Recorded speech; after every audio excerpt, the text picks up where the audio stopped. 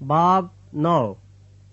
اور جب 5ویں فرشتے نے نرسنگا پھونکا تو میں نے آسمان سے زمین پر ایک ستارہ گرا ہوا دیکھا اور اسے اتھاہ گڑھے کی کنجی دی گئی، اور جب اس نے اتھاہ گڑھے کو کھولا تو گڑھے میں سے ایک بڑی بھٹی کا سا دھواں اٹھا، اور گڑھے کے دھوئیں کے باعث سے سورج اور ہوا تاریک ہو گئی، اور اس دھوئیں میں سے زمین پر ٹڈیاں نکل پڑیں، اور انہیں زمین کے بچھوؤں کی سی طاقت دی گئی، اور ان سے کہا گیا کہ ان آدمیوں کے سوا جن کے ماتھے پر خدا کی مہر نہیں، زمین کی گھاس یا کسی ہر یاول یا کسی درخت کو ضرر نہ پہنچانا، اور انہیں جان سے مارنے کا نہیں بلکہ 5 مہینے تک لوگوں کو اذیت دینے کا اختیار دیا گیا، اور ان کی اذیت ایسی تھی جیسے بچھو کے ڈنگ مارنے سے آدمی کو ہوتی ہے۔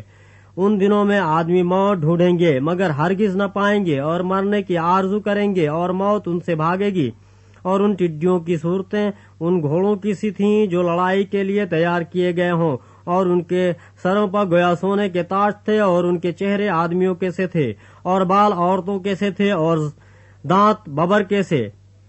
ان کے پاس لوہے کے سے بختر تھے، اور ان کے پروں کی آواز ایسی تھی جیسے رتھوں اور بہت سے گھوڑوں کی جو لڑائی میں دوڑتے ہوں، اور ان کی دمیں بچھوؤں کی سی تھیں، اور ان میں ڈنک بھی تھے، اور ان کی دموں میں 5 مہینے تک آدمیوں کو ضرر پہنچانے کی طاقت تھی۔ اتھاہ گڑھے کا فرشتہ ان پر بادشاہ تھا، اس کا نام عبرانی میں ابدون اور یونانی میں اپلیون ہے۔ پہلا افسوس تو ہو چکا، دیکھو اس کے بعد 2 افسوس اور ہونے والے ہیں۔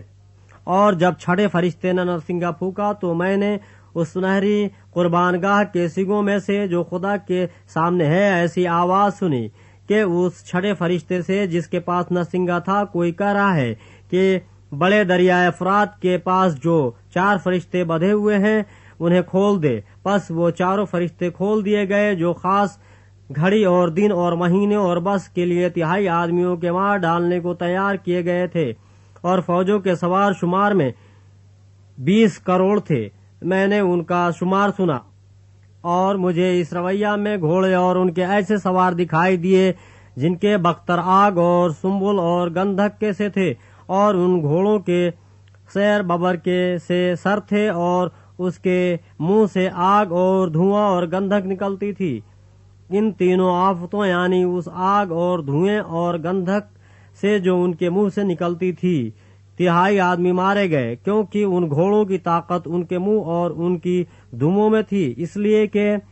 ان کی دمیں سانپوں کے مانند تھی اور دموں میں سر بھی تھے، انہی سے وہ ضرر پہنچاتے تھے۔ اور باقی آدمیوں نے جو ان آفتوں سے نہ مرے تھے اپنے ہاتھوں کے کاموں سے توبہ نہ کی کہ شیاطین کی اور سونے اور چاندی اور پیتل اور پتھر اور لکڑی کی مورتوں کی پرستش کرنے سے باز آتے، جو نہ دیکھ سکتی ہیں، نہ سن سکتی ہیں، نہ چل سکتی ہیں، اور جو خون اور جادوگری اور حرام کاری اور چوری انہوں نے کی تھی ان سے توبہ نہ کی۔